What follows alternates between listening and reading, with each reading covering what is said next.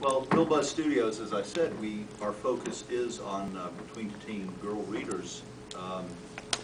We try to have on every project that we do at least one of the key creators to be female, either to be the artist or to be the writer, and ideally we'd like for the artist and the writer to both be female, because we found women writers and artists better understand how to tell a story without, shall we say, the distractions that male artists will throw in.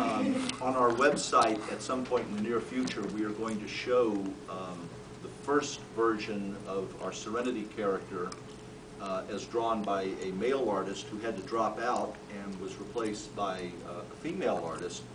And it's all age appropriate. There's nothing wrong with it, but you look at it and you go, yeah, that's definitely what a guy would be looking at, not what a girl would be looking at when she wants to see what's going on in the story. It was more action, it was more dynamic, as opposed to, well, what's the emotion, what's the expression, what's the feeling in it?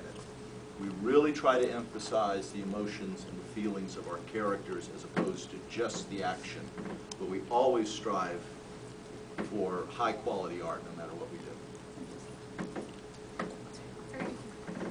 do. Babysitter's Club is based on a series of novels by Anne Martin, which was published in the 80s and 90s, and it was always stories about girls who were running a business and kind of networking within their own neighborhood and also kind of working on keeping their friendships intact.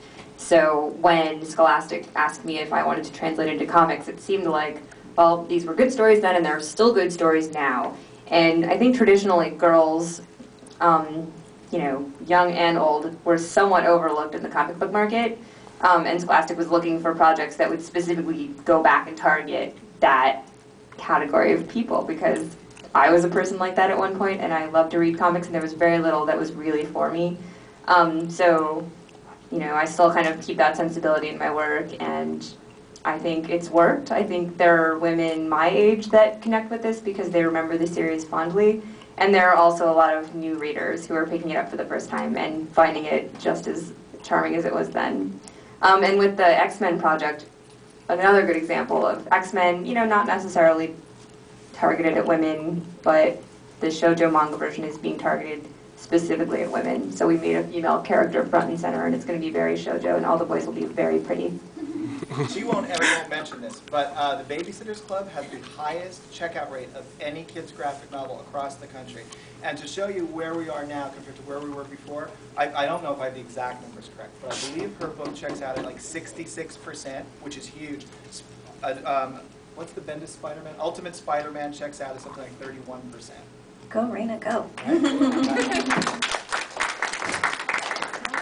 My next question